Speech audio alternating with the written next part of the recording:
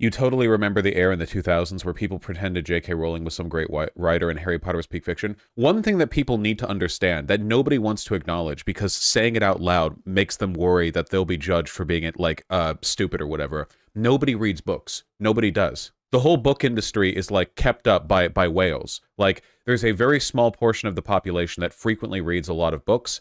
The vast majority of people read basically no books at all. So when something gets popular enough that basically everybody ends up reading it, everyone will elevate it massively in terms of its perceived quality because the average person who read the Harry Potter books hadn't read other books.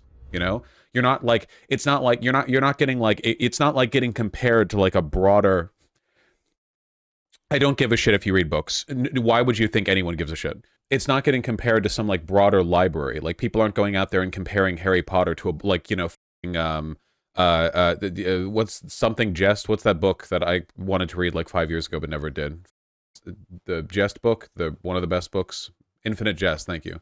You know, they're not out there comparing that shit to House of Leaves or whatever the fuck else good book that you want to compare it to. You know, people, it's like people will like hear that a book is so good that they have to read it, and they'll read it, and it'll be the first book they've read in like 6 years, and it'll be amazing to them because they haven't read anything in ages. Currently, that's Colleen Hoover, a lady who is very popular but not good and fetishizes abusive relationships / sick men, but is marketed to teens for romance. I mean, isn't that like the exact same as Twilight? Like, isn't Twilight also abusive relationships and sick men, kind of? Maybe it's worse. I don't know. I think a great example of the fact that nobody reads anymore is that the entire, like, book talk community, but right now, like, you know, young adult books aren't for young adults anymore, right? Like young adults now have to be marketed to like 37-year-old millennial women who will never read anything more challenging. And they think of it as like, I don't know, reclaiming or capturing their youth or whatever. Discworld is genuinely really good and infinitely better than Harry Potter. Anything by Terry Pratchett is great. Neil Gaiman too. Read Good Omens. No. Why would you arrogant fuck? You think you'd tell me what to read? What the fuck are you talking about? This is exactly what I mean about you book readers. I'm having a conversation about how nobody reads books, and you arrogantly, you step into, you with your big goddamn britches and your big cowboy hat, wear all the, here, you know, read Discworld, there's like 70 books, Terry Pratchett, read all the, fuck you. No, I'm never gonna read anything again. Fuck off. This is what I mean about you book readers, totally detached from reality. Good lord. Vaush reads The Authority. That's a comic book, and I don't read it. It ended like over a decade ago. I read it. Yeah, I read all theory. Isn't that enough for me? You're very anti-book? No, I just acknowledge that most people don't read. This is what I mean. This is, people are worried that they're going to get made fun of for pointing out that nobody fucking reads. Because then chat fills up with a bunch of people who have read one book in the past 3 years, going like, what do you mean you don't read? You're saying people don't read? Everyone reads. And then like, it's a worthless conversation. Most of the people in chat who just said they read, by the way, haven't read anything new in the past 8 months. Guarantee it. Easiest call of my life. You read like a collection of books that you like, and then you reflect on them, or maybe you reread for comfort or something, but I guarantee you that's the case. I've been reading the Witcher books. The Witcher books are pretty good. Does manga count? No. They read fan fiction? Yeah, I guess they read AO3. Do graphic novels count? Absolutely not, no. I played Disco Elysium, that's close. That's true. That's true. What should us writers do? Who cares? This isn't about you. What? Shut up. What is it with you people? It's like a broader thing. Everyone wants to make it a broader thing. Good lord. The fact that barely anyone reads is a fact that you have to accept, okay? Like, sorry. Unfortunately, online book communities don't seem to make this much better because the, like, obsession with young adult literature, even for not young adults. I don't know. Yeah. Vaush, you're so grumpy today. What the fuck? I actually do hate reading discourse for what it's worth. Like, I genuinely am sick of it. The whole it's so dumb. Chat's salty about you denying their view of themselves, Vaush. I don't know if you can win the fight. But I already have. They know I'm right. Okay, Vaush, but does AO3 count for something? You know what? Reading is reading, but like, no, AO3 is not reading books. This is one of the problems with reading. Reading is difficult. It's less accessible than basically any other medium you could consume. Audio happens. Something you watch happens to your eyes. You just have to stare in the right direction and think. Reading requires active effort. The problem is that people like a lot of the stuff that reading offers, like the imagination, you know, all the cool shit you can write about. But you're all cowards. You're spineless wretches. So rather than read something new and interesting, you read like fan fiction of characters you already know about. You know, or like young adult novels that'll repeat the exact same story beats over and over and over again because you know, you can't stomach anything outside of that. This is reading in the I guess, I don't know, the plainest possible sense. I don't know if you say it technically counts, but probably not like reading books. Audiobooks, that's literally not reading. Fan fiction is more than that. Oh, good lord. It's fan fiction. Fan fiction can be any quality, but it's still fan fiction. You're treading in your comfort pool. You're in like a urine-soaked kiddie pool, and you're like treading around. You're doggy paddling. You know? Can you imagine a person saying, "Yeah, I love watching movies," and they've watched exactly one movie in their life, and then 57 fan films of people reenacting like fucking, you know, a slice of life scenarios with the characters they liked from that one book? It's really weird. It's something pretty specific to writing. I don't think there's much of a parallel to other forms of media. But, yeah. Audiobooks are reading. Audiobooks are listening, Tempest. Mind you, I'm not saying that audiobooks are worse than regular reading. I don't think they are. But they can't be reading. I mean, you're not reading, right? But even then, it's not like people listen to audiobooks of, like, really bold, interesting shit. I feel like you could do pretty well with audiobooks for some types of media, but for some, there are definitely some types of books where you just couldn't do an audiobook for, right? Like, I feel like sometimes the way, like, it depends, I guess, on the prose of the author, but sometimes, like, you just can't linearly run sentence to sentence, like, left to right, one time. Like, you'd have to keep, like, rereading or going back 30 seconds or something. I don't know if there's, like, a hard line there where, like, what you can or can't audiobook, but there are definitely some things you can't, like, reasonably audiobook, I feel. This discourse isn't worth it, and yet, Vaush, not saying you're wrong, but the survey data does not bear this out. Surveys say about half the population reads at least one book a month. Absolute, like, lying. They're probably lying, but still lying. They're all lying. Everyone, this is what I mean. This is the problem that I have with this discourse. People lie. Nobody lies like this about movies. Like, I watch barely any movies, and I can just say that, and people are fine with it. But nobody wants to think that they're, like, dumb or whatever, so people lie about the books they read, you know? It's really weird. All I want is for people to not be pretentious, because I think that, like, belief that you have to read or be dumb, not only is it literally ableist, by the way, and I mean that, I'm not being facetious, not only is it literally ableist, but it also leads to a really inaccurate, like, outside assessment of what's going on in like books, you know, like books and reading and the literary community in general, because it leads people to misrepresent like data or lie about what they like, or they'll pretend they like some stuff but not actually buy it, and it can, you know, leads to a fucking, seems like for the most part the money is in like stupid self-help books, diet books, and like fan fiction. I don't know, dog. I've already read 4 books in 2024. Nobody cares. Why? This is what I mean. Why? When I say people only watch movies X often, nobody in chat runs up to prove, like, oh, I've watched this many movies. Why do you think I care? I'm not judging you, and you're not smarter for having read or not read any books. This is what I mean. Everyone in chat's like racing to the front, like, no, I read. I don't care. Great. That's great. 21% of American adults are literate. Say maybe 5%. Cross River Therapy. I have no idea what this website is. 21% are illiterate? I don't think that's true. The average American reads to the 7th to 8th grade level. That is true. 8th grade level reading. Good lord. There's a reason why newspapers write at that level. My sister says she reads, but all she does is reread the same trashy romance novel. This is what I mean, yeah. I don't really know if you could call that, like, being a reader or whatever. It's just like you like the porn. What do you think causes this insecurity? We have a really, like, chauvinistic attitude towards reading because we associate reading a bunch of books with, like, the aesthetic of an intellectual. An intellectual is somebody with a big bookshelf who's read lots of inscrutable, like, foreign works that you don't know about and has lots of big thoughts because of it. It's a really elitist attitude to have towards writing, and it's also complete bullshit. There's literally nothing about reading that is better as a medium of communicating information than film or music or television or blah, blah, blah, everything else. It's all just art. It's all art, you know? I do think there are some unique things to reading. Like, there are some things about reading, I think, that are really cool and special that I think makes it good to read, but I don't think it makes you smarter. I think that, like, reading can be good because it helps you, it helps with literacy, which is a general life skill. It helps with communication in ways that, like, other Other mediums can't, because books are literally all words. And also, of course, it kind of stokes the imagination. I feel it can sort of prompt you to think a little more, because you have to, because you're just reading words on a page. I think that's nice. I just don't think it makes you smarter. Of course, being able to read really, fancy pantsy books might indicate intelligence, but that could be the same. The same could be said about like media analysis of any decent TV show or movie, right? Like, I think that you need to be some kind of intelligent to get a lot of like, I don't know, analytical worth out of something like Breaking Bad or The Wire, because there's a lot written into those shows that you can, sit down and think about. You need to have a very high IQ to understand Rick and Morty. But again, just watching Rick and Morty doesn't make you smarter. Now, understanding it the way that I do, that means you're a genius. This strikes me as Vaush having insecurity.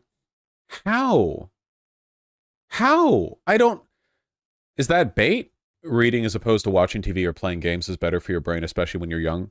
Well, you do want to teach literacy. So I should never read books and watch movies instead? Yes. Vaush, you mentioned House of Leaves. Is that a tough read? I'd say so, yeah. I mean, there are definitely tougher reads, but House of Leaves is definitely not like an ESL 8th grade reading level first book you pick up kind of deal, I'd say. For the most part, like, unless you're talking about trashy romance novels or young adult fiction or whatever else, anybody who's writing a book is probably going to know quite a bit about words. Reading is a less accessible medium than most others. So, do you think the fall in media literacy is because books fell off? No.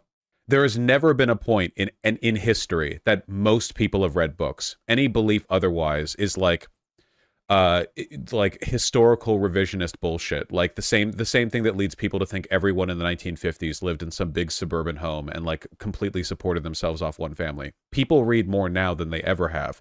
The fact of the matter is, for most of history, the only people who could read or write were a very select group of elites. Right now, basically everyone can read and write and publish these days, if you want to, which is good. I don't read because I think I'm smarter than anyone, but because it's an easy way to distract myself from my problems. Sure.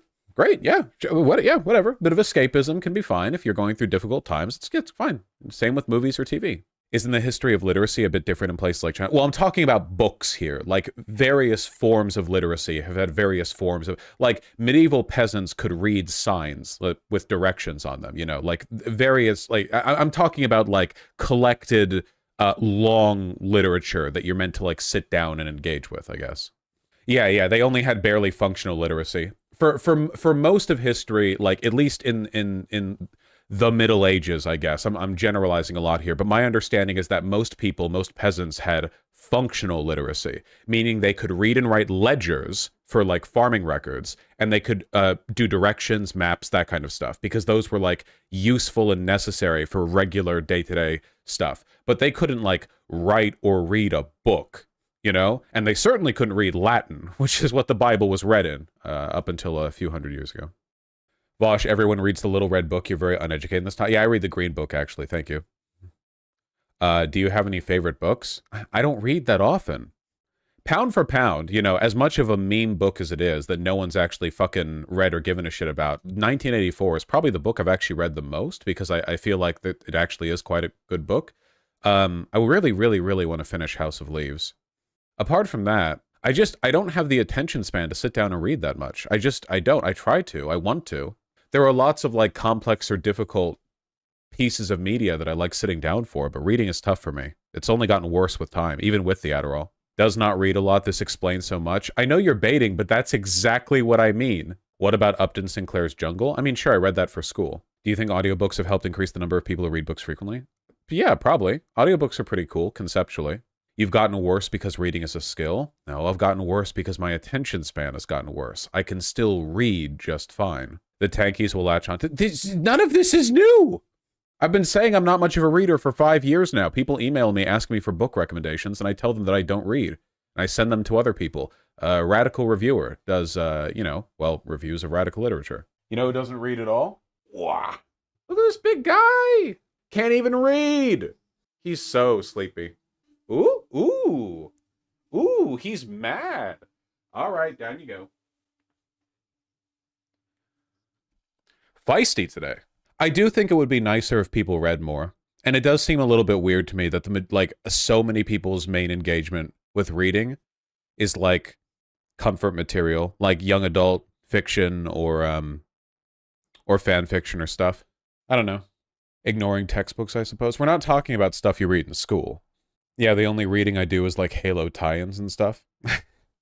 There's nothing wrong with it innately. I think the Witcher books are actually really good.